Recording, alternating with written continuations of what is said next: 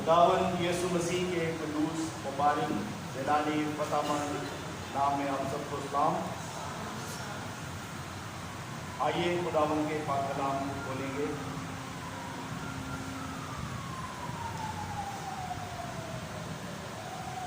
मेरे साथ मिलकर निकालिए पौलुस रसूल का खत जो इफिसियों के नाम लिखा गया,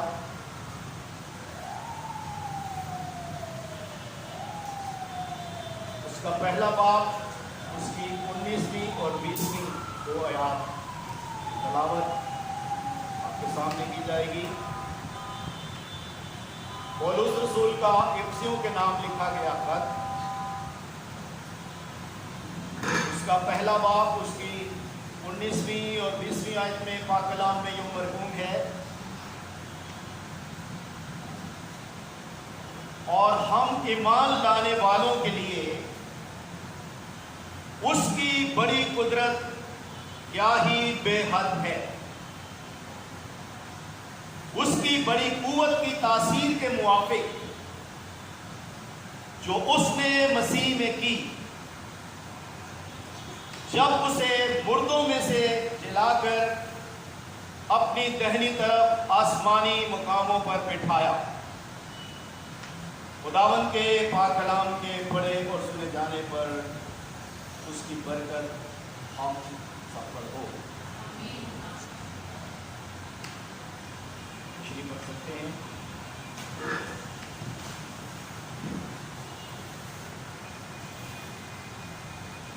इफिसियों के खत का मरकजी मौजू मसीह में ईमानदारों को दस्तयाब हर तरह की रूहानी बरकत या दौलत,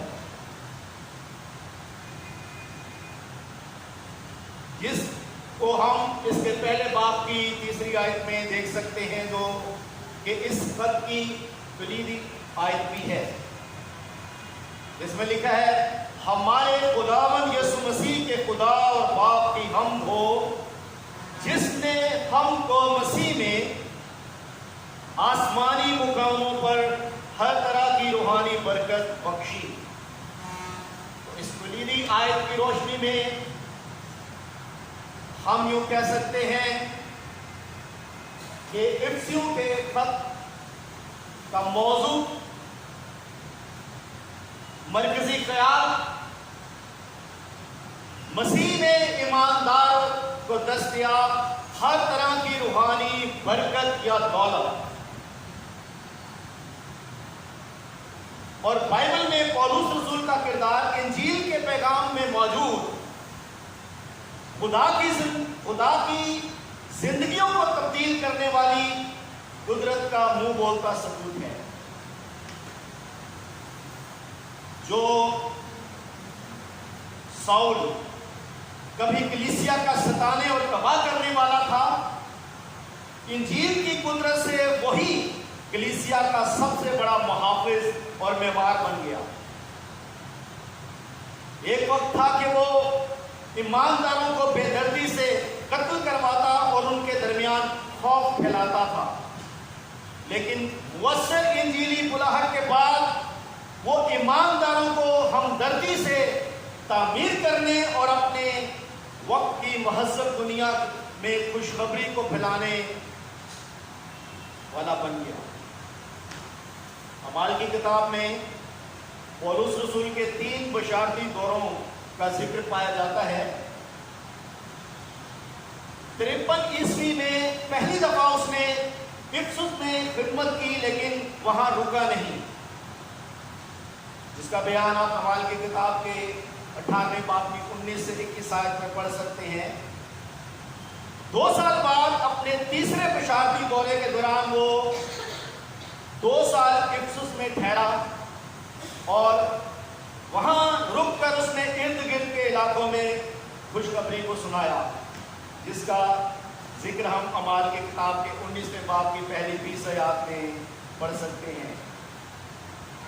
और जब उसने तकरीबन 2 साल इफिसुस में रहकर خدمت کرنے کے بعد اس علاقے کو چھوڑا تو وہاں پر ایک مضبوط کلیسیا قائم ہو چکی تھی، اور اس کلیسیا کے قیام کے کوئی 10 برس بعد اس میں افسس کے ان قابل قدر ایمانداروں کو یہ زبردست خط، جس میں مسیح میں ایمانداروں کو دستیاب ہر طرح کی برکت اور دولت کا ذکر موجود ہے، اس نے تحریر کی۔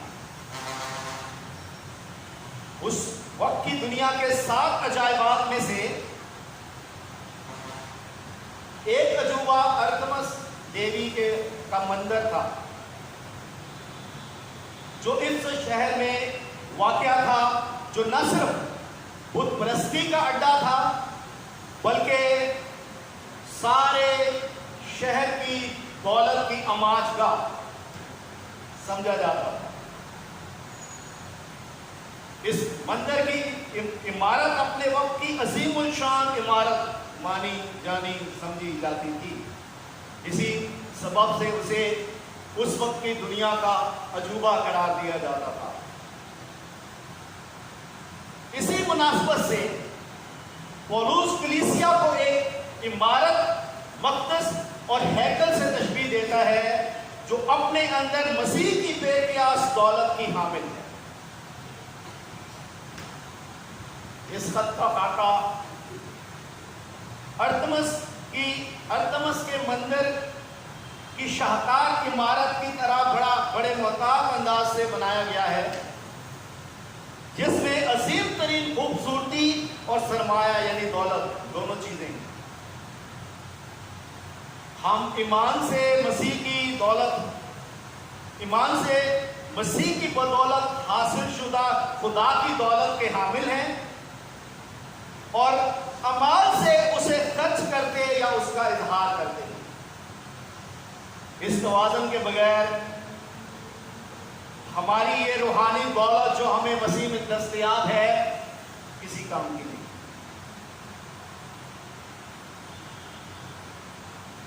حوالہ جو آپ کے سامنے پڑھا گیا پہلے باب میں سے، اس میں دراصل پولس رسول کی کلیسیا کے لیے، مقدسین کے لیے، ایمانداروں کے لیے دعا ہے۔ دعا کیا ہے؟ وہ کہتا ہے کہ میں اس ایمان کا جو تمہارے درمیان خداوند یسوع مسیح پر ہے اور سب مقدسوں پر ظاہر ہے، حال سن کر تمہاری بابت شکر کرنے سے باز نہیں آتا، اور اپنی دعاؤں میں تمہیں یاد کرتا ہوں۔ اور جو 2 آیات میں نے آپ کے سامنے پڑھی ہے، یہ اسی دعا کا ایک حصہ ہے جو وہ مقدسوں کے لیے، ایمانداروں کے لیے، کلیسیا کے لیے کرتا ہے۔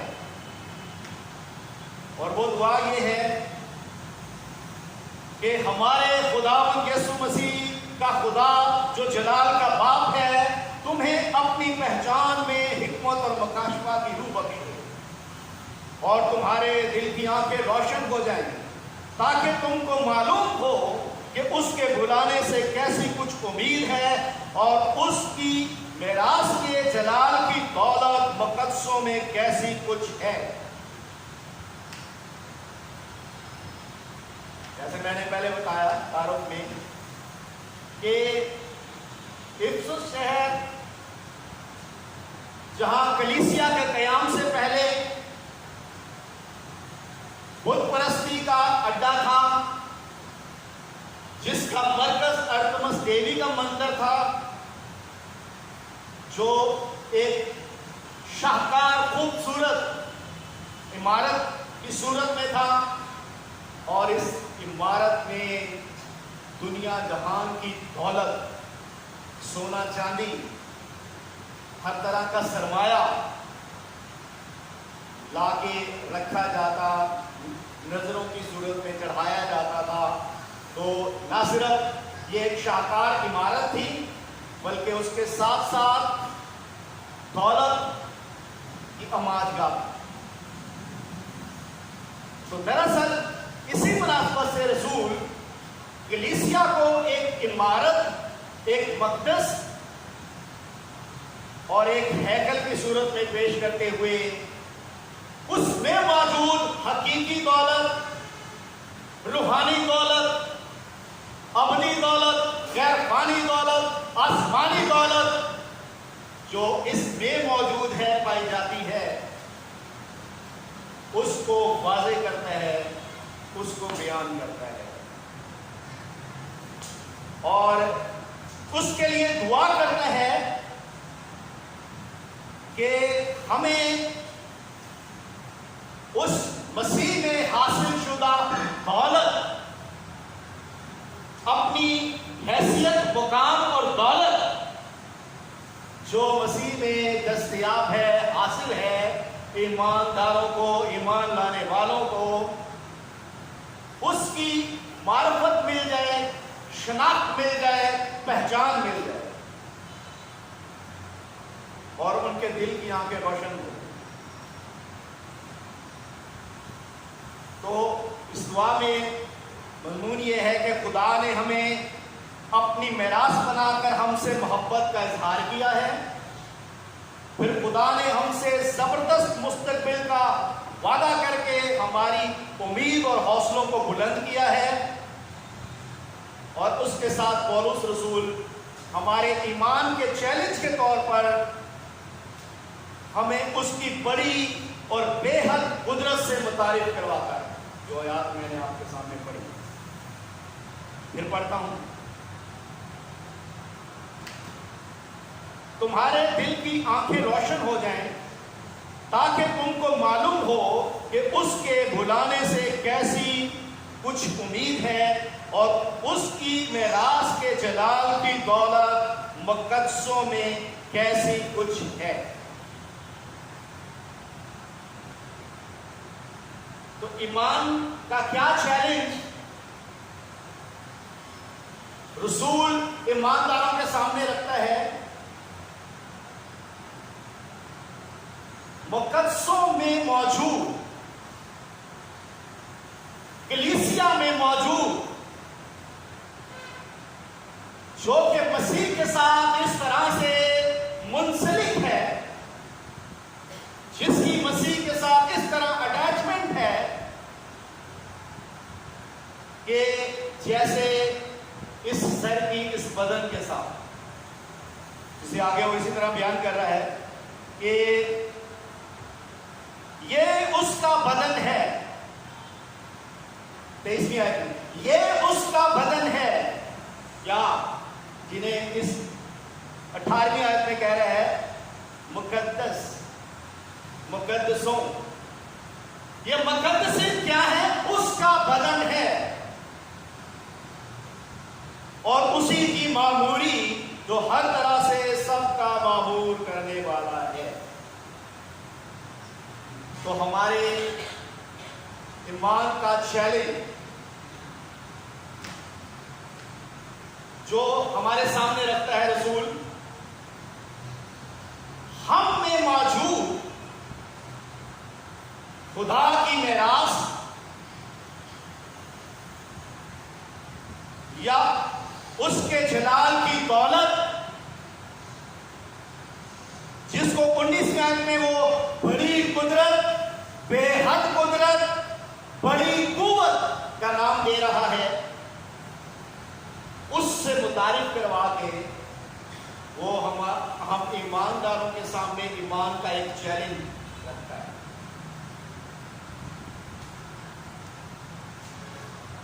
तो कोशिश करेंगे समझने की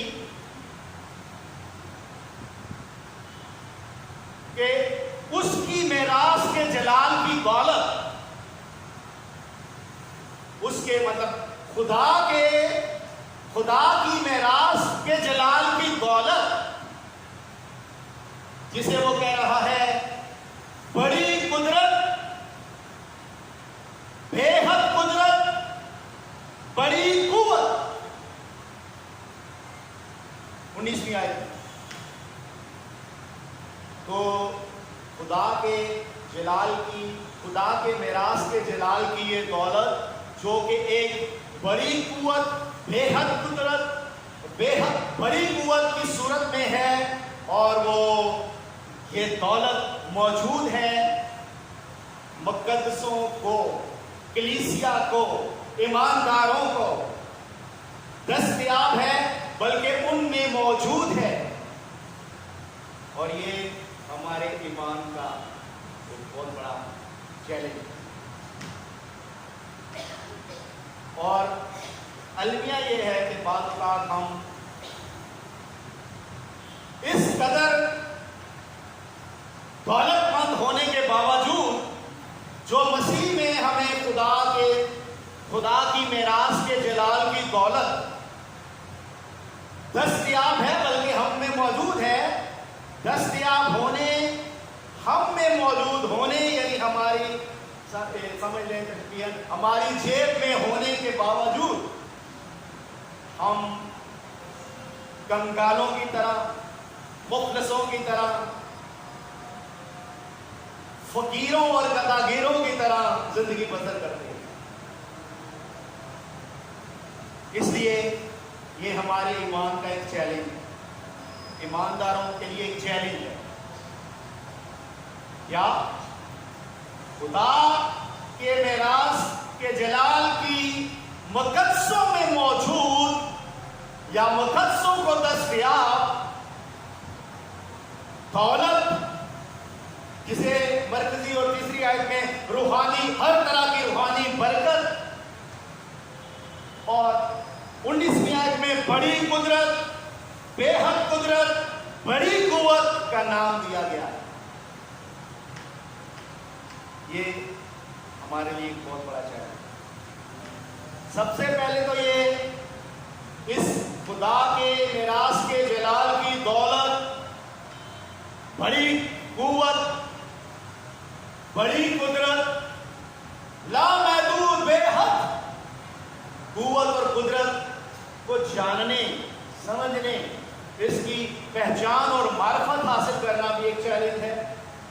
اور پھر اس کے بعد اس دولت کو دریافت کرنے کے بعد، پہچان لینے، جان لینے کے بعد استعمال کرنے اور کام میں لانے کا بھی ایک چیلنج ہے ہم ایمانداروں، مقدسوں کے سامنے۔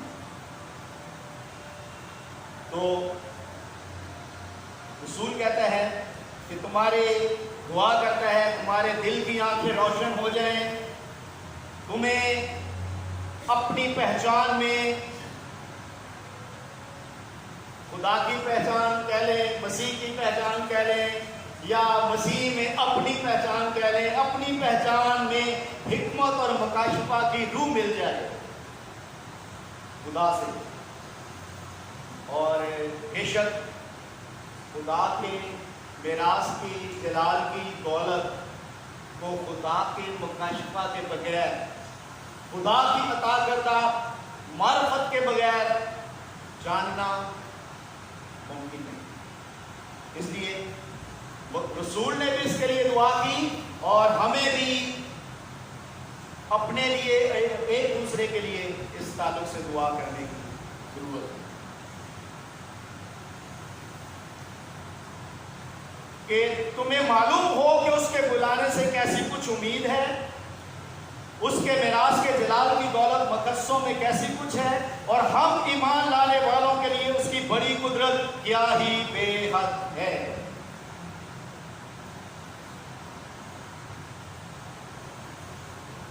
بڑی قوت، بڑی قدرت کیوں کہا جا رہا ہے؟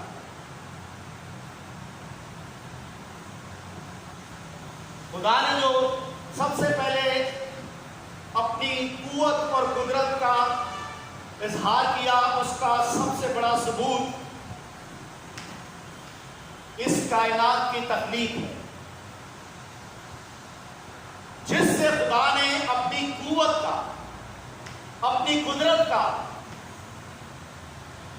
اظہار کیا، اپنی قوت اور قدرت کا ثبوت فراہم کیا، اپنی قوت اور قدرت کا گواہ مقرر کیا، بنائی ہوئی چیزیں جس میں اس کی اصلی قدرت اور الوہیت صاف نظر آتی ہے، کیونکہ یہ سب چیزیں اس کی گواہ ہیں کہ ان چیزوں کا خالق خدا بڑی قدرت کا، بڑی قوت کا حامل ہے، جس نے اپنی قدرت سے اتنی وسیع اور بڑی دنیا، کائنات تخلیق کی، خلق کی، جو ہمارے خدا کی قوت اور قدرت کی گواہ اور ثبوت۔ تو اس کا مطلب یہ ہوا جب رسول مسیح میں دوسری تخلیق، نئی مخلوق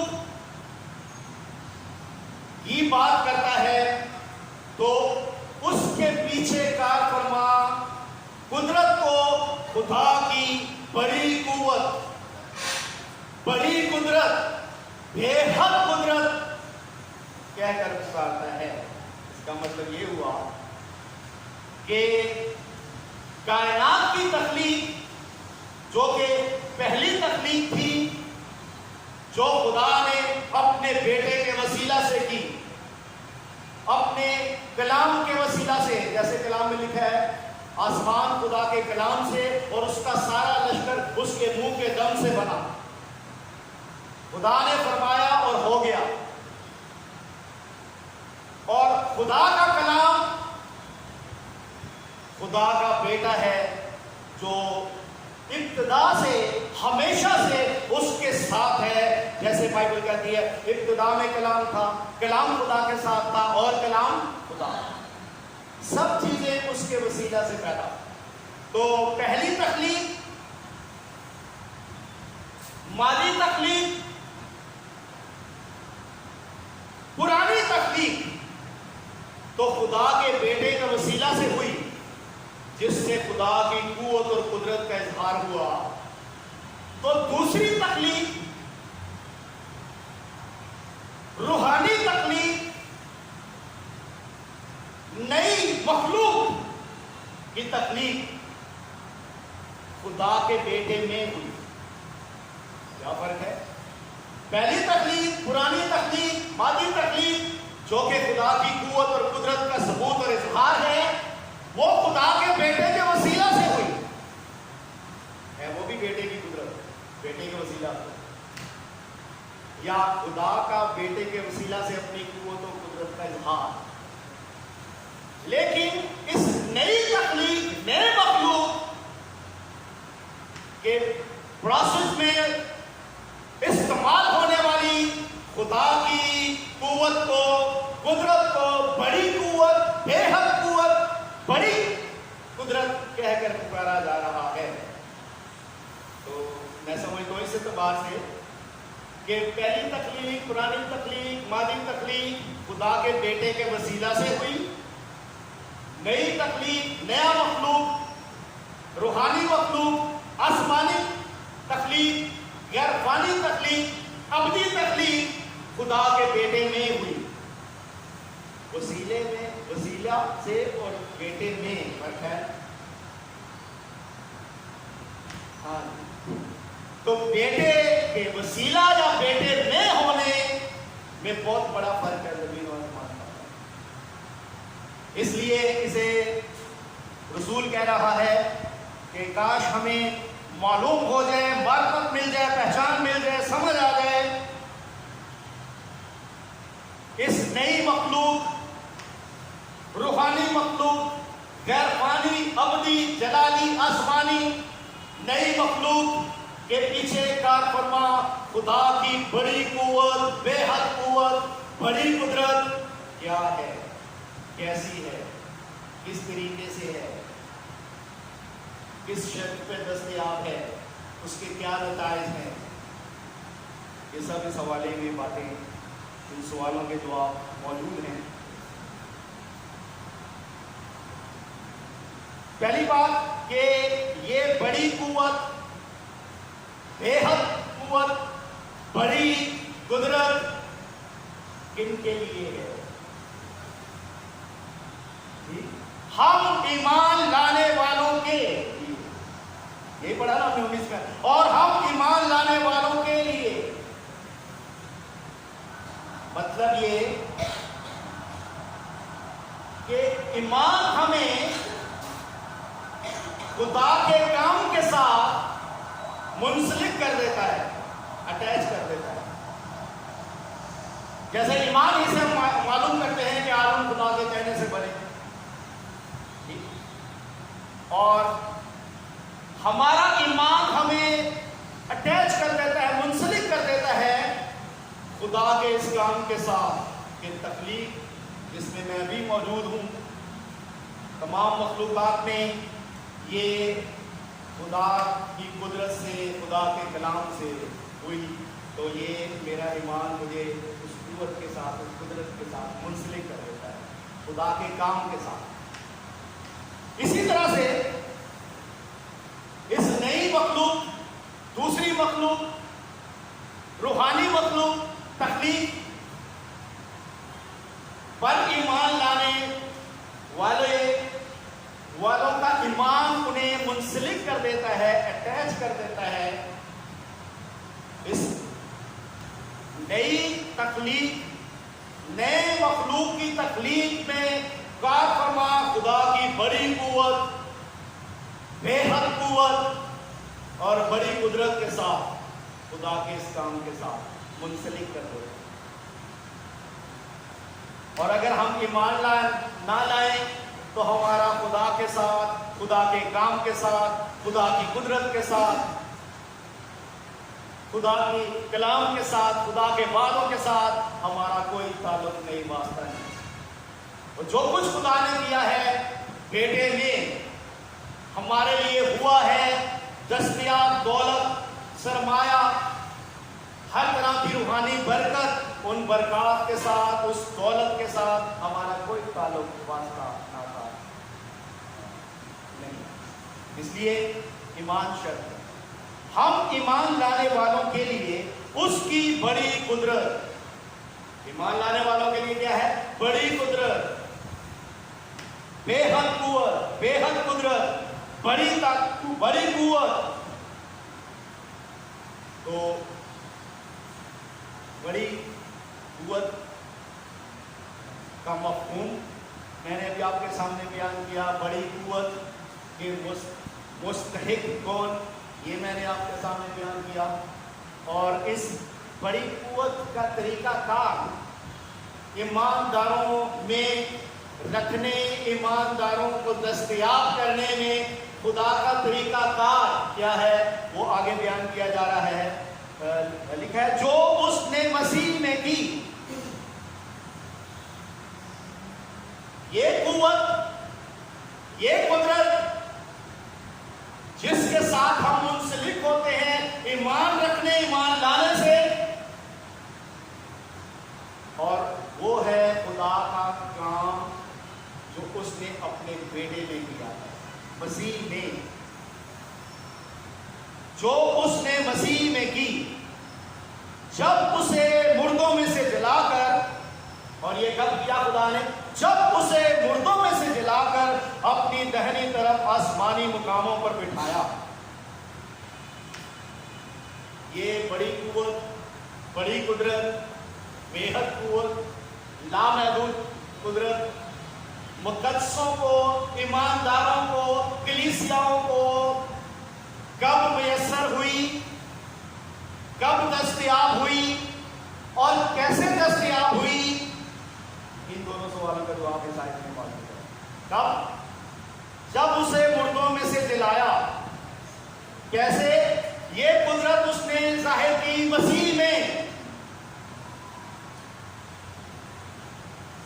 اس لیے کہا جا رہا ہے اس بڑی قوت کی تاثیر کے موافق جو اس نے مسیح میں کی جب اسے مردوں میں سے جلا کر اپنی دہنی طرف آسمانی مقاموں پر بٹھایا. تو اس کا مطلب یہ ہوا کہ یہ قوت دراصل مسیح کی مردوں میں سے جی اٹھی قوت، یا دوسرے لفظوں میں یہ ایک مردے کو زندہ کر دینے والی قوت، جلا دینے والی قوت، قبر سے نکال لینے والی قوت، موت، قبر، عالم روا کے بند اور قید سے چھڑا لینے والی قوت ہے جو مسیح میں ظاہر ہوئی، جو مسیح میں کی گئی، جس کا اطلاق ایمان لانے سے ہمارے ساتھ ہو جاتا ہے۔ کیسے؟ جی اٹھے تو مسیح، تو یہ قدرت تو پھر مسیح میں ظاہر ہوئی نا، تو یہ مقدسوں میں کیسے ہے؟ یہ دولت، جی اٹھی قدرت کی دولت جو خدا کی میراث بھی جسے کہا جا رہا ہے، بڑی قوت، بے حد قوت، بڑی قدرت کا نام دیا جا رہا ہے، اور یہ مقدسوں میں کیسے ہو گئی، کلیسیا میں کیسے ہو گئی، ایماندار کی کیسے ہو گئی؟ یہ ظاہر تو مسیح میں ہوئی۔ تو اس کا مطلب یہ ہے کہ ایمان نے ہمیں منسلک کر دیا اس کام کے ساتھ جو خدا نے اپنے بیٹے میں کیا تھا۔ مطلب یہ کہ اس کا تجسم دراصل خدا کا انسان کے ساتھ، خالق کا مخلوق کے ساتھ متحد ہونا تھا، منسلک ہونا تھا، خالق کا مخلوق کو، الوہیت کا بشریت کو اپنا لینا تھا، خدا اور انسان کا ایک ہو جانا تھا۔ اسی وجہ سے اس کے تجسم پر اس کو نبوتی نام دیا گیا، اس کا نام ایمانویل رکھیں گے، جس کا ترجمہ خدا ہمارے ساتھ۔ تو مسیح میں خدا اور انسان، خالق اور مخلوق، الوہیت اور بشریت ساتھ متحد یکجا ہو گئے۔ ٹھیک؟ اور جب ہم تجسم پر ایمان لاتے ہیں کہ خدا کا بیٹا جو ابتدا میں کلام تھا، کلام خدا کے ساتھ تھا، کلام خدا تھا، خدا کا بیٹا اور کلام مجسم ہوا، اس نے انسانیت کو، بشریت کو اپنایا اور قبول کیا، اس کے ساتھ منسلک ہوا، متحد ہوا۔ تو پھر جو کچھ اس میں ہوا وہ دراصل اس کی بشریت میں ہم میں ہوا، ہمارے لیے ہوا، اور ایمان نے ہمیں اس کے ساتھ مل کیا۔ اس کا مطلب یہ کہ اس کے تجسم میں، اس کی پیدائش سے اس کی موت تک، اس کی پاک گناہ سے مبرہ، شریعت کے عین موافق زندگی، دراصل اس کی بشریت میں ہماری نمائندگی تھی کہ اس نے ہمیں اپنے ساتھ رکھ کر، اس نے ہمیں اپنے آپ میں رکھ کر پاک بنایا، تابع دار بنایا، فرما بردار بنایا اور شریعت پر عمل کرنے والا بنایا۔ اس لیے اس نے کہا تھا، میں اس لیے نہیں آیا کہ شریعت کو منسوخ کروں، بلکہ اس لیے آیا کہ اسے پورا کروں۔ تو وہ شریعت جو انسان نے توڑی تھی، جو خدا کی اخلاقی پاکیزگی کا سٹینڈرڈ ہے، معیار ہے، اور اس معیار سے، اس ہدف سے، اس جلال سے محروم ہوا تھا، اس سے گرا تھا، اس معیار سے گرا تھا، تو اس کو مسیح میں رکھ کر، جب ہم آدم میں تھے، اپنی پہلی تخلیق، پرانی تخلیق آدم میں خلق ہوئے تھے، تو آدم میں ہم نے نافرمانی کی، سرکشی کی، خدا کے جلال سے محروم۔ تو خدا نے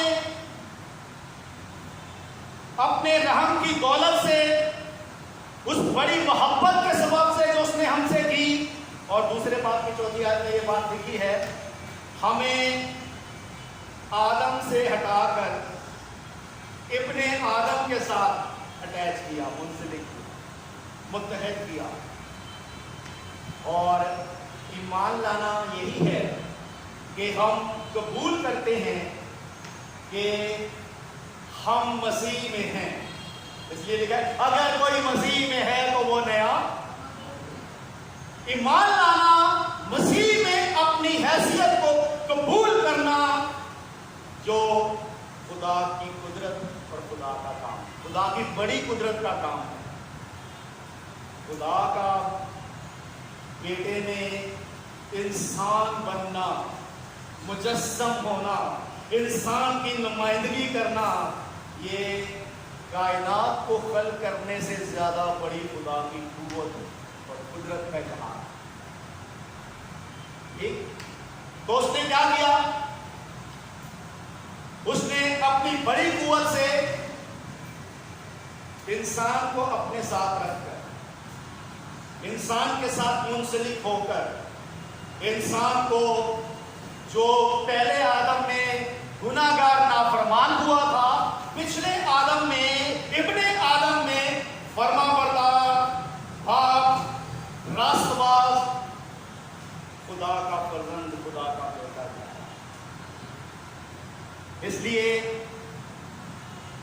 اس کی بشریت میں خدا نے سے کہا یہ میرا پیارا بیٹا ہے جس سے میں خوش ہوں. تو کہا سکتے ہیں کس سے خوش تھا خدا؟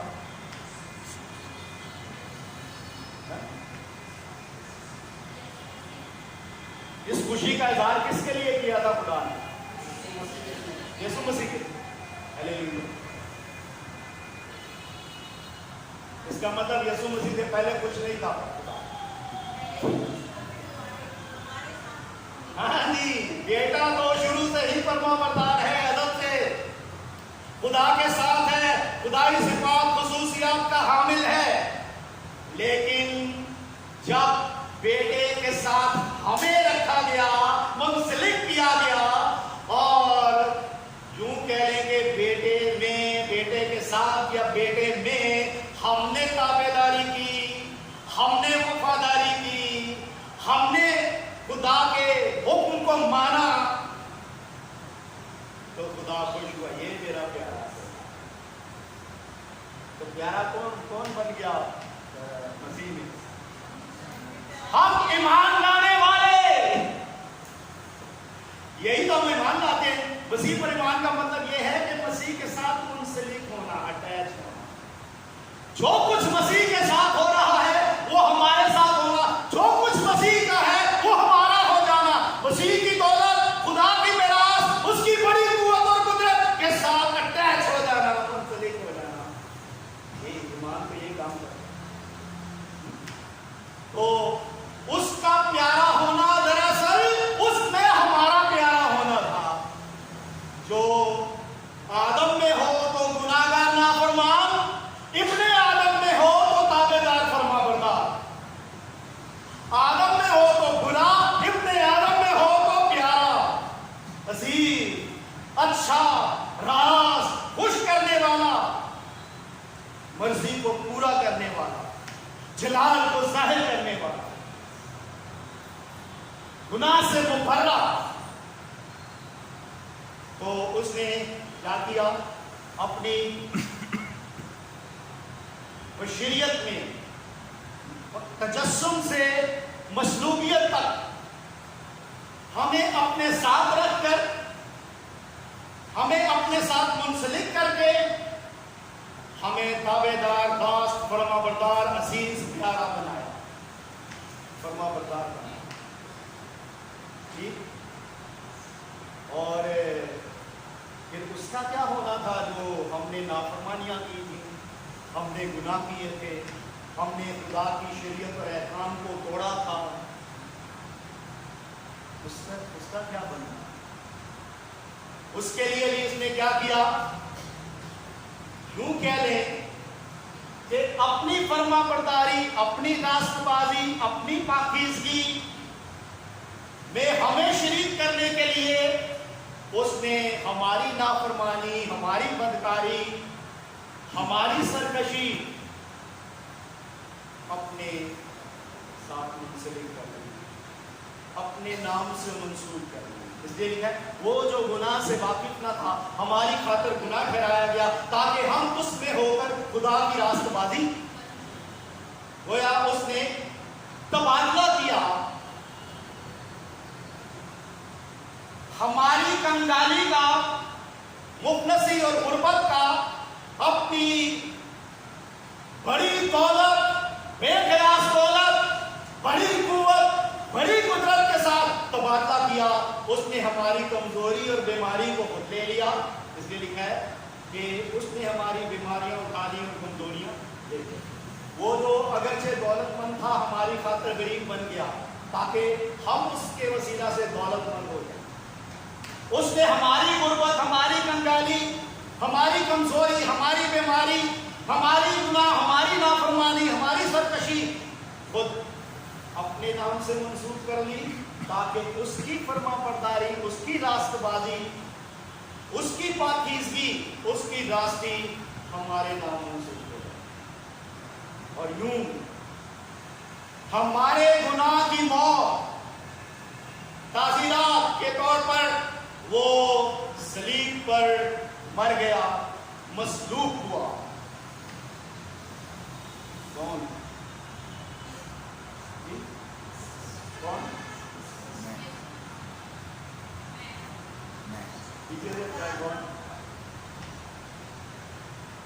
کیا جواب آپ خدا کا بیٹا یسوع مسیح؟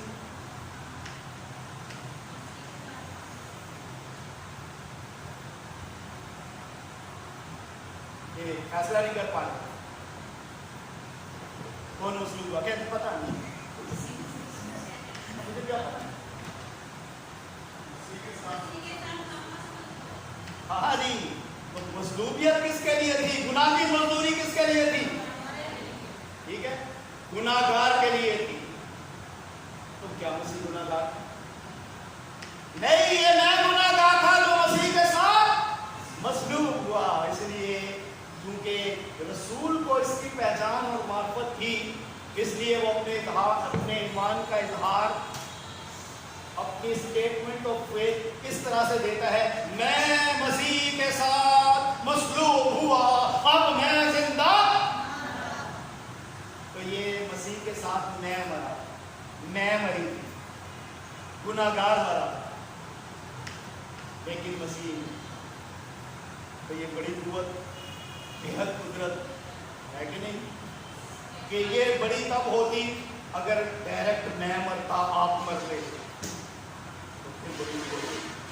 بڑی قدرت ہوتی کیا کیا ہے؟ تو یہ بڑی قوت اسی لیے ہے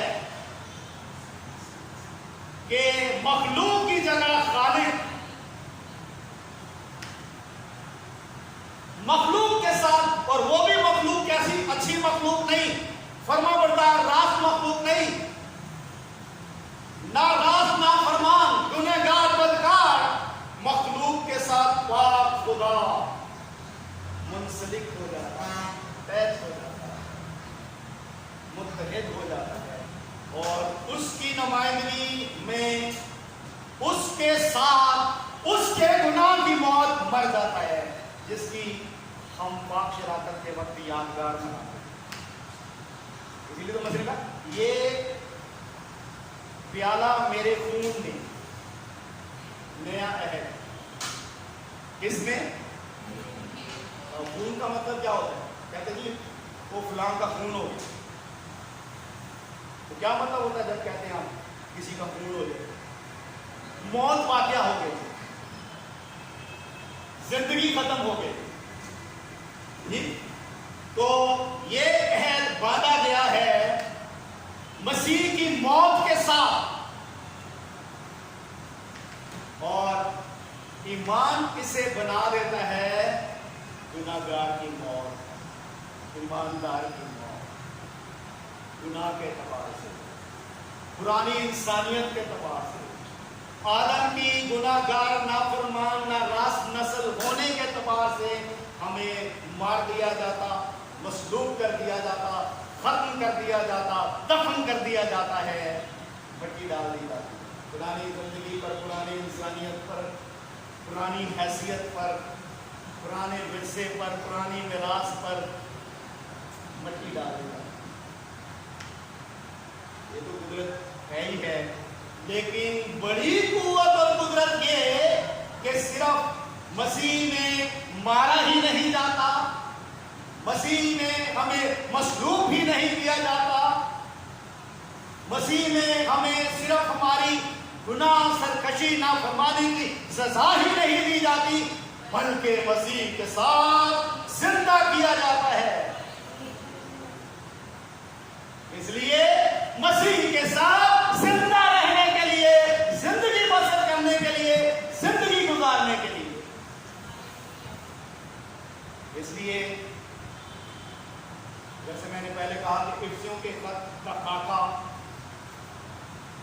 भी एक शाहकार स्ट्रक्चर या खाका है किताब का, अरतुमस देवी के मंदिर की तरह एक शाहकार इमारत जैसे उसकी थी, ऐसे इफ्सियों के खत का स्ट्रक्चर खाका बड़े मतात अंदाज से तरतीब दिया गया है।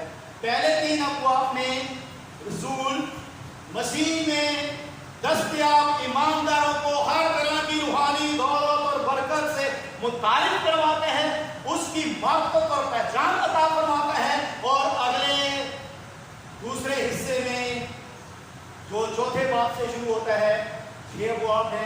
पहले 3 अबवाब में मसीह में दस्तयाब ईमानदारों को रूहानी दौलत या बरकत, और दूसरे हिस्से में मसीह में दस्तयाब ईमानदारों को रूहानी दौलत के मुताबिक आयद होने वाली उन पर जिम्मेदारी।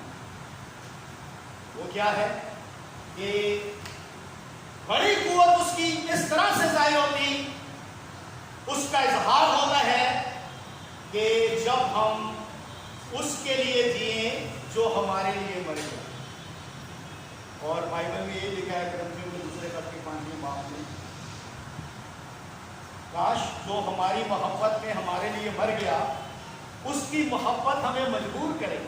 या जैसे रसूल कहता है 5वें बाब की, 2 ग्रंथियों के 5वें बाब की 14वीं आयत से, क्योंकि मसीह की मोहब्बत हमको मजबूर कर देती है, इसलिए कि हम समझते हैं जो समझ जाए, जो जान जाए, जो पहचान जाए, खुदा की मेरास जो मसीह में दस्तयाब है, खुदा के जलाल की दौलत, उसके रहम और फजल की बेक़ियास दौलत, उसकी बड़ी कुव्वत, बेहद कुव्वत, बड़ी कुदरत को जान जाए, पहचान जाए।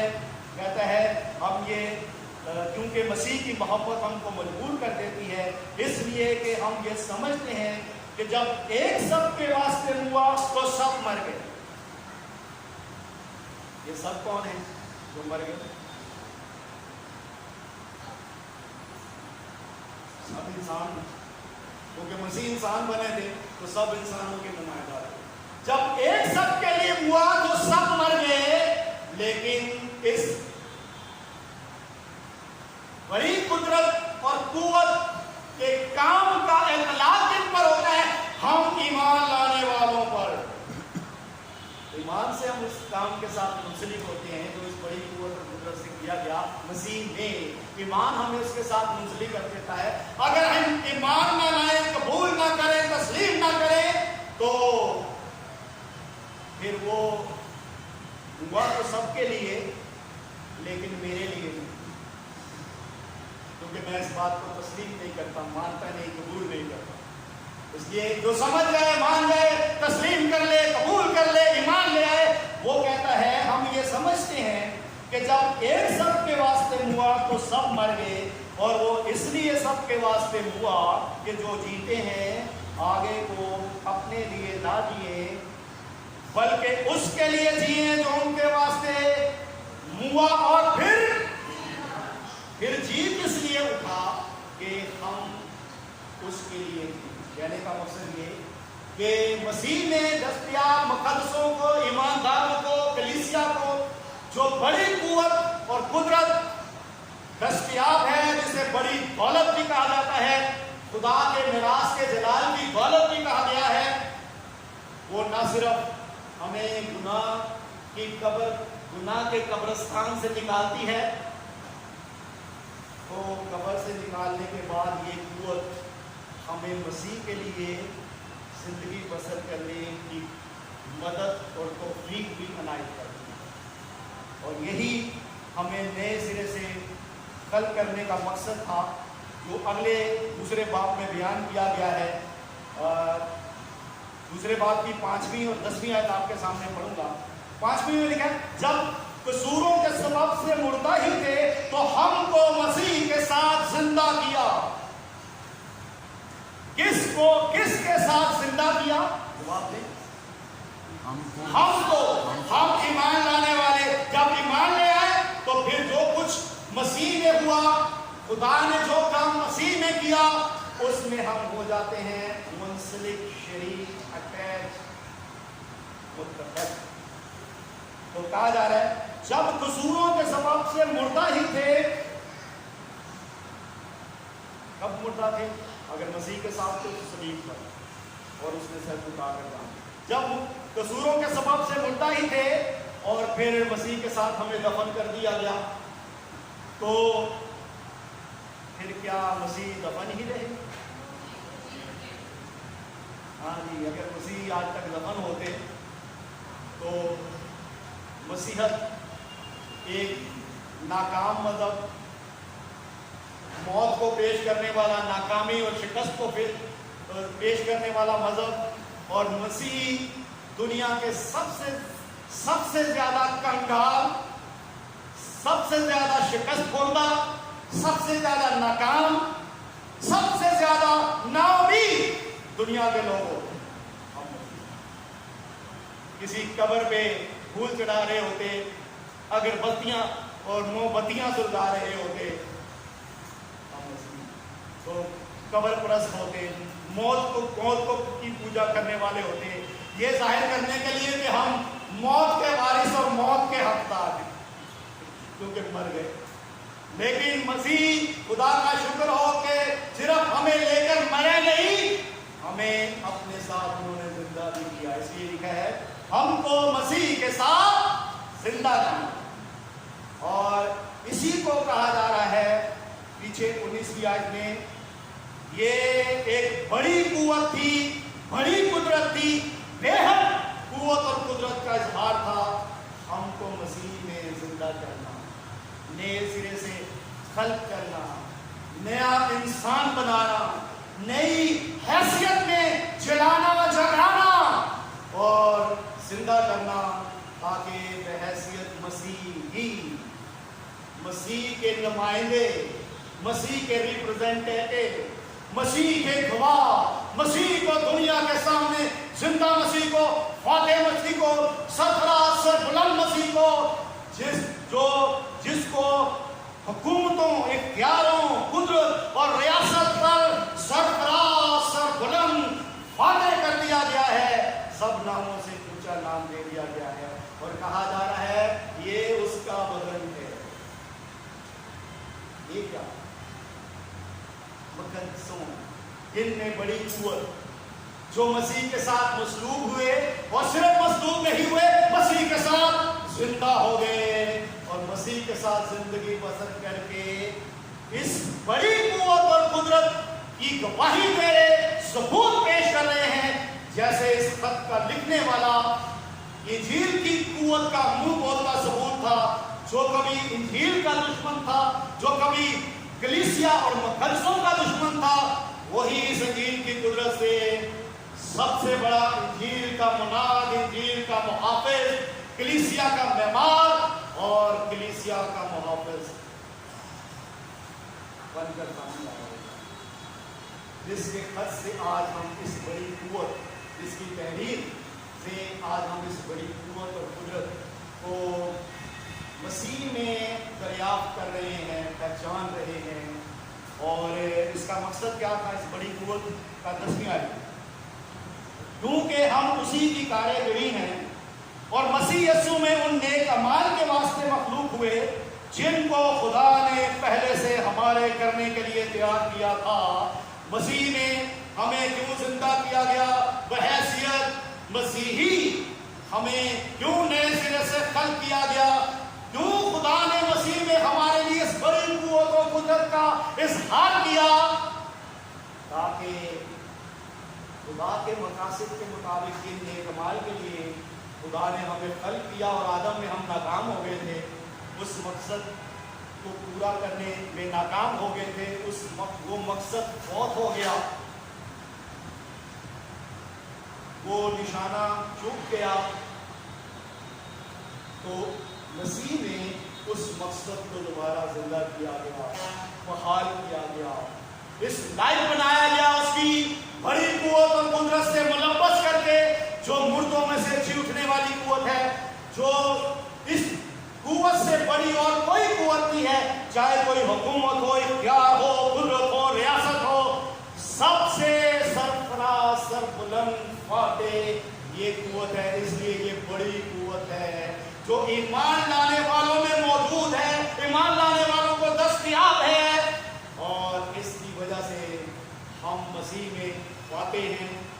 हम मसीह में कमजोरी पर, गरीब गुर्बत पर, बीमारी पर, तंगी पर और अज़ारसानी पर, मुखालफत पर, हर किस्म की अपने दुश्मन पर, मौत पर, कब्र पर, पाताल पर, जहन्नम पर फातेह हैं, गालिब हैं, क्योंकि बड़ी कुव्वत की तासीर के खुदा के जलाल की दौलत के मुस्तहिक हैं, खुदा के जलाल की दौलत के हामिल हैं, इस लायक हो गए हैं कि अब अपनी तकलीफ के मकसद को पूरा करें।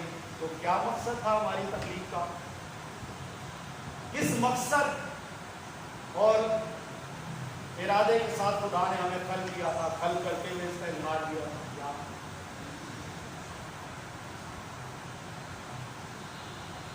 खुदा ने इंसान को अपनी सूरत और उस शक्ल पर खल किया और उसका मकसद उसे बताया कि ये मकसद है जो तुम्हें पूरा करना है, हैसियत इंसान के फलो और बढ़ो और जमीन को मामूर और महफूज करो। क्या मतलब था? कि जैसा मैंने तुम्हें अपनी सूरत शबीह पर पाक रास्त, अपना नुमाइंदा, अपना रिप्रेजेंटेटिव, अपना जलाल, अपना गवाह, अपना जलाल जाहिर करने वाला मुकर्रर किया है, कायम किया है और एक मॉडल बना के दिया है बाग एदन के तौर पर कि जमीन को ऐसा बहिश्त बना दो, ऐसा बागो बहार कर दो, सारी जमीन तुम जैसे खुदा की सूरत शबीह रखने वाले इंसानों से, और सारी जमीन इस बागे अदन की तरह सरसब्ज और शादाब एक जन्नत बन जाए।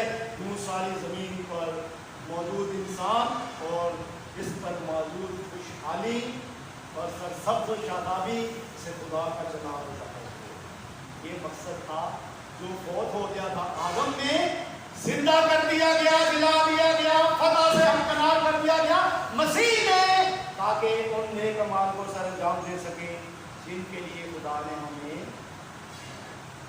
पहले आदम में खल्क किया था, नाकामी हुई, अब मसीह में नए सिरे से खल्क किया है और मसीह में नाकामी के कोई इम्कानात नहीं, क्योंकि उसकी बड़ी कुव्वत हमें दस्तयाब और हम उसके साथ ऐसे मुंसलिक हैं जैसे सर के साथ बदन होता है।